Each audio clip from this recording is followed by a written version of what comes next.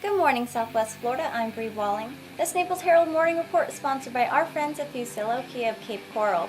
This morning we'll tell you about prescribed burning plan for Southwest Florida, women marching across the U.S. including Naples over the weekend, and more.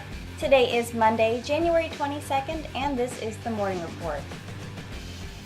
If you see smoke in the sky over the next several days, don't be alarmed. The first of a series of prescribed burns began on Sunday and will run through January 27th. The controlled fires are planned for areas west of Collier Boulevard and south of Henderson Creek and on Keewaydin Island. Controlled burns are typical in Southwest Florida as the area moves into the dry season.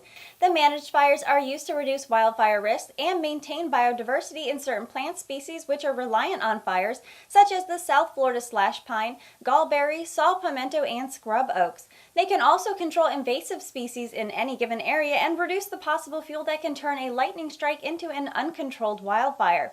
In 2017, multiple fires in eastern Collier forced evacuations as thousands of acres burned, threatening homes and lives. Residents may see and smell smoke from these fires, but Rookery Bay staff says the blazes will be carefully monitored by fire personnel until they extinguish. On Saturday, across the U.S., women's marches were held in response to President Trump's first year in office. Naples was one of the sites where the organization Women Together for Freedom planned the event, with more than 1,000 women marching in the streets of Naples, and almost triple that diffused attending Cambier Park, which were the staging grounds for the groups.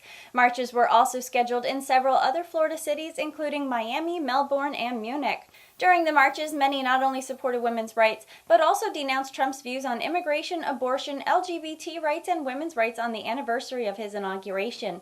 The 2017 rally in Washington, D.C., and hundreds of similar marches created solidarity for those opposing Trump's views, words, and actions. Millions of people around the world marched during last year's rallies. Participants on Saturday talked about the news avalanche of politics and gender issues in the past year. They said they were galvanized by the Me Too movement, which has been credited as countering widespread sexual abuse and misconduct. To see more pictures of Saturday's march in Naples, check out the sites from the Women's March online.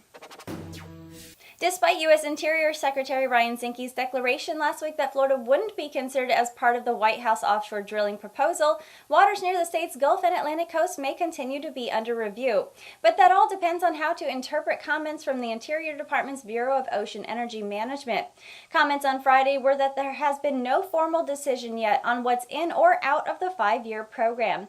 Congress has treated Florida waters differently, noting a decades-long moratorium against oil drilling in an area of the eastern Gulf of Mexico used by the military for air and sea training.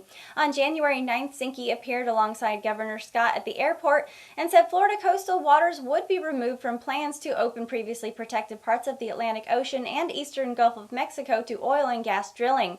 Scott hailed Zinke's announcement, while some others questioned the quick decision and manner of the announcement as an attempt to further Scott's political career. Scott is poised to challenge U.S. Senator Bill Nelson's seat later this year.